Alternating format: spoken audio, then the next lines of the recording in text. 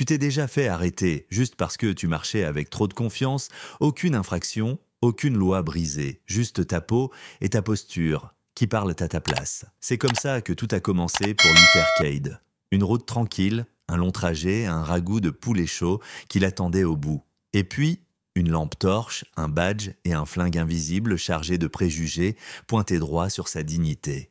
Ça devait être une soirée sans histoire. Luther, 63 ans, les mains stables, le regard calme, roulait vers le sud sur la route 83 à Summit Springs en Géorgie. Le soleil s'était couché depuis 1 heure, le ciel virait au violet, l'asphalte conservait encore la chaleur du jour. Sa Chrysler Concorde 1999 ronronnait doucement sous lui. Rien de tape à l'œil, rien de rapide. Juste du familier. C'était la dernière voiture que sa femme Rosa avait conduite avant de mourir. Il ne l'avait jamais remplacée. Une vieille cassette de jazz tournait dans l'autoradio, probablement du Coltrane. Luther conduisait comme un homme qui connaissait le poids de chaque seconde. Ce soir-là, il n'était pas juge fédéral, ni ancien marine, ni celui qui avait influencé la loi sur l'immigration dans 3 États. Non.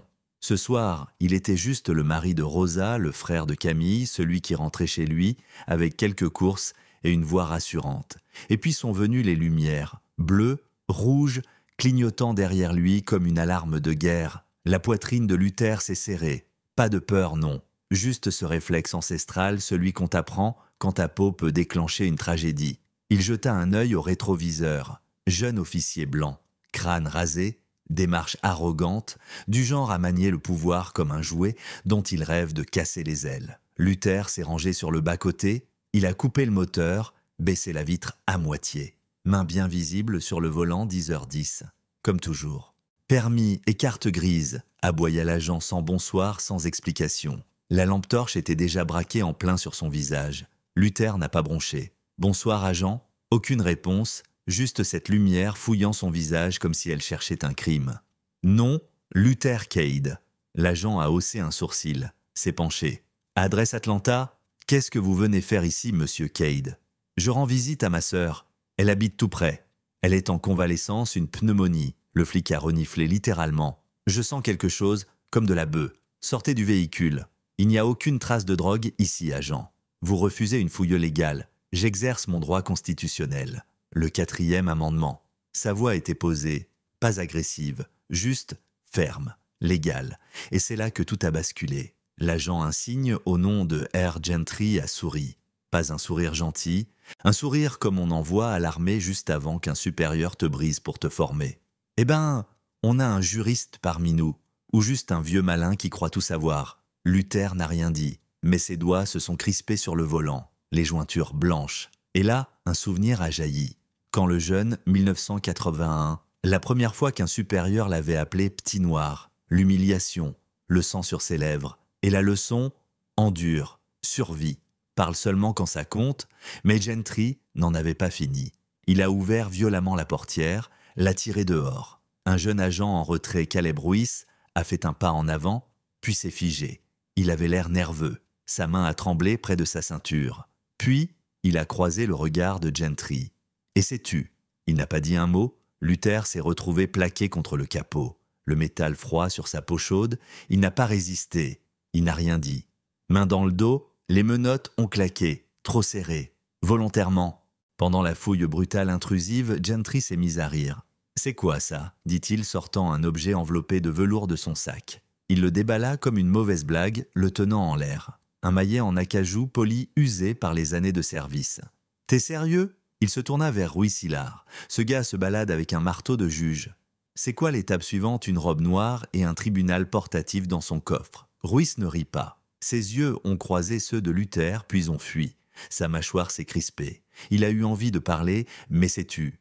Il a serré le poing, puis a reculé. Gentry a claqué le maillet sur le capot violemment. Bam! Le son a déchiré la nuit. Oups! Ricana-t-il. Je crois que j'ai rejeté votre objection. Et là, Luther a cligné des yeux. Lentement. Un clignement lourd, retenu. Ce mot objection rejeté venait d'ouvrir une porte qu'il croyait scellée. Ce soir de 1900 gagné le revient est revenu net. Pas juste l'insulte, mais les regards des recrues, silencieux. Certains riaient, d'autres détournèrent les yeux, tous complices. Et puis, une voix. Un jeune blanc du Sud avait murmuré « C'est pas juste ».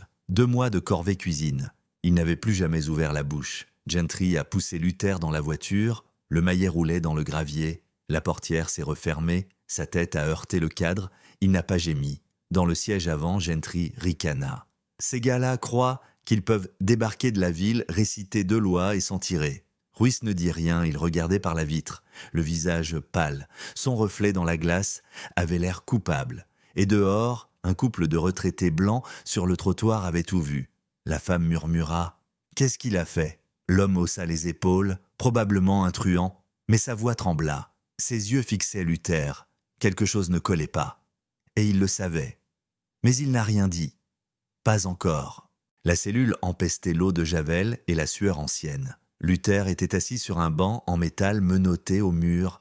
Il respirait lentement, mesuré. Pas parce qu'il n'était pas en colère, mais justement parce qu'il l'était. Chez lui, la colère avait toujours été, comme une chaudière, une chaleur contrôlée. Le sergent de garde Doyle ne leva même pas les yeux lorsque Gentry le poussa à l'intérieur. Encore une obstruction, grogna Gentry. Il a répondu « Transporter du fric ?» Se prend pour un juge. Doyle haussa un sourcil pas convaincu. Il a une pièce d'identité Gentry, jeta le portefeuille de Luther sur le bureau. Bien sûr, Luther Cade, Atlanta. Il se croit au-dessus des lois. Mais Doyle se figea en lisant les cartes. Ses yeux se plissèrent sur le sceau du barreau. Il tomba sur une carte du US Marshal Service bien rangée en plastique durci, puis il leva les yeux vers Luther. « Monsieur, êtes-vous dans le système judiciaire ?» Luther ne répondit pas. Il leva simplement la tête, un regard froid, calme, suffisant pour faire ravaler sa salive au sergent. « Laissez-le là » ordonna Gentry. « Il parlera. » Doyle sembla hésiter, mais la main de Gentry était déjà posée près de son arme. Geste clair, message reçu. Doyle se recula, en silence. 30 minutes plus tard, sous la lumière blafarde des néons, Luther brisa le silence. « Je voudrais passer mon appel. » Gentry s'approcha suffisant. « Tu veux appeler tes copains de la ville ? Peut-être une ligne directe avec les faux juges ?» Luther ne répondit pas. Il fut conduit au bureau. Lorsqu'il prit le combiné, ses mains ne tremblaient pas. Il composa lentement. Indicatif 202. Washington, D.C. 2 tonalités, une voix décrocha. US Marshal Service. Veuillez indiquer votre niveau d'autorisation. Luther parla calme net. Ici, le juge Luther Cade. Cour d'appel du 11e circuit. Je suis illégalement détenu au commissariat de Summit Springs, Géorgie, par l'agent Richard Gentry. J'invoque le protocole Iron Bench. Intervention immédiate demandée. Silence. Puis juge Cade, nous localisons votre position. Restez calme. Unité en route. Luther raccrocha. Lentement. Le clic du téléphone résonna dans la pièce comme un coup de feu. Gentry ricana, trop fort, trop nerveux. « C'était quoi ça ? Tu joues au juge maintenant et quoi encore tu vas taper ton petit marteau sur la table ?» Mais même lui commençait à transpirer. Doyle jeta un œil vers la porte d'entrée. Sa radio grésilla. « Une fois, puis 2, chef murmura-t-il à Gentry. Faudrait peut-être que tu... » Un crissement de pneus coupa sa phrase nette. 3 SUV noirs déboulèrent et encerclèrent la voiture de Gentry. Les portières claquèrent. Des hommes en tenue tactique brassard US Marshalls bien visibles sortirent en formation. Une précision militaire. L'un d'eux frappa à la porte du poste. Un coup, ferme, définitif. Quand la porte s'ouvrit, le temps se figea. Gentry fit un pas en arrière. Le sourire arrogant s'évanouit. Le chef de l'équipe s'adressa à Luther en premier. « Juge, Cade, êtes-vous blessé ?»« Physiquement non, mais mes droits, eux, le sont. Compris. » 2 agents passèrent derrière Gentry. L'un lui prit son arme, l'autre son badge. Gentry écarquilla les yeux. « Attendez, c'est un malentendu. Il a jamais dit qu'il était juge. »« Tu n'as jamais demandé ?» répondit Luther, voix grave. « Tu crois que t'es meilleur que moi ?» hurla Gentry, les veines saillantes. « Tu crois que parce que tu portes une robe noire et que tu cites des lois, tu peux me regarder de haut ?» Ses yeux brillaient, rouges. Mélange de rage et d'humiliation. Son visage tordu, il cracha. « Cette vieille bagnole, ce ton calme. Tu fais semblant d'être petit, mais tu crois être plus pur que les autres. » Un Luther s'approcha. « Non. Je crois que ce souvenir d'où l'on vient, ça garde les gens sains. On m'a traité de nègre, on m'a plaqué au sol, on m'a appris à me taire. Et j'ai survécu. Pas pour me venger, mais pour témoigner. » Il se tourna vers l'agent Caleb Ruiz, toujours dans le coin, poing serré. « Tu avais une chance là-bas au bord de la route. Tu savais que c'était mal. Tu aurais pu parler ?» Ruiz baissa la tête. « Je voulais... Je vous jure, mais il m'a menacé de virer... » Sa voix se brisa. Il recula honteux. « Je suis désolé. » Luther hocha doucement la tête. « Le début de la justice, c'est le regret. Les agents commencèrent à emmener Gentry menotté, mais il se débattit. Vous verrez, c'est pas fini. Vous croyez qu'un gars comme lui a sa place dans un tribunal?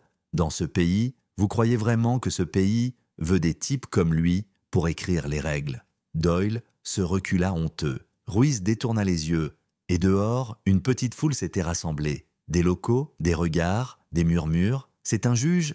Je croyais que c'était un dealer. Non, il allait juste voir sa sœur. Mon Dieu! Et on a regardé sans rien dire. Certains ont tourné le dos, certains ont baissé les yeux, mais quelques-uns ont avancé. Une vieille dame tremblante lança « Je suis désolé, monsieur. On aurait dû dire quelque chose. » Luther la fixa longtemps, puis hocha lentement la tête. Pas de sourire, juste un signe. Une reconnaissance muette. Quelques semaines plus tard, les gros titres explosaient. Un juge fédéral arrêté illégalement à Summit Springs. Le département de la justice place le commissariat sous surveillance fédérale. La culture raciste dans la police locale révélée au grand jour Gentry fut condamnée à 7 ans de prison, pension supprimée, radiation. Ruiz témoigna, coopéra, gagna la clémence. Le commissariat passa sous décret fédéral. Nouveau chef, nouvelles règles, mais les cicatrices restaient. Et Luther, il était de retour dans la cuisine de Camille. Un bol de ragoût de poulet tiède, l'odeur lui rappelait Rosa, tout ce qu'il croyait avoir enterré. Camille remua son thé, le regarda. « Tu vas bien ?» Il regarda par la fenêtre. Le monde tournait. Comme si rien n'avait changé, « Je vais bien », dit-il. Mais ses mains frottaient doucement les marques rouges à ses poignets, sans y penser. Et puis Camille lâcha la phrase qui resta gravée. « T'as eu de la chance, Luther?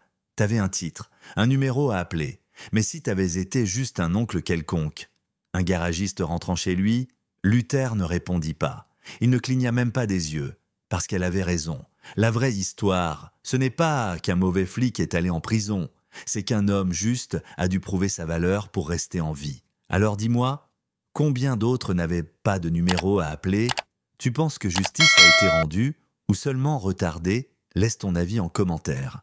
Qui avait raison? Qui avait tort? Et si tu crois qu'il faut se battre pour ce qui est juste, like, abonne-toi et partage cette histoire. Parce que la justice ne devrait jamais dépendre d'un uniforme ou d'un titre.